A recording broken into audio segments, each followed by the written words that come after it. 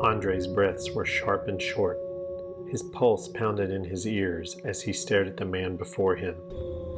Then, you're the executioner? He stared up at the man who loomed over him like a phantom in the dimly lit room. Andre thought he could see a fresh scar on his forehead. The man seemed lost in his thoughts for a moment before he shook his head. I've played that role plenty, but not this time. Andre couldn't believe what he was hearing. You mean you aren't going to kill me? Xavier shook his head. No, I'm doing you a favor, really. How so? I'm setting you free. Andre frowned. How is that possible? The man nodded toward the window. The authorities are on their way now. They received an anonymous tip that you were leaking government secrets. Andre sank back in his chair. At that moment, he felt his entire world come crashing down. How is that freeing me? I'll spend the rest of my life in prison.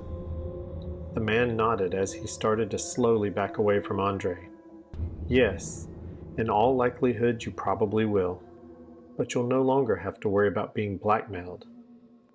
Andre shook his head. That's where you're wrong.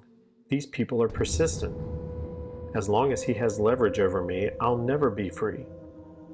The figure had backed across the room and was standing by an end table near the door of the study. He paused in the darkness before looking up at Andre. Trust me, you won't have to worry about Mihai Volp anymore. Andre watched as Xavier pulled a small silver pistol from his jacket pocket. It reflected in the dim light of the lamp as he laid it on the small table. In the distance, Andre heard the sound of sirens. Xavier glanced down at the gun on the table and back up at Andre. I leave you with a choice. Face the consequences or don't. That decision is up to you. With that, he melted into the darkness and was gone. Andre sat in his chair, staring at the shiny silver pistol sitting on the end table, as the sound of sirens grew louder.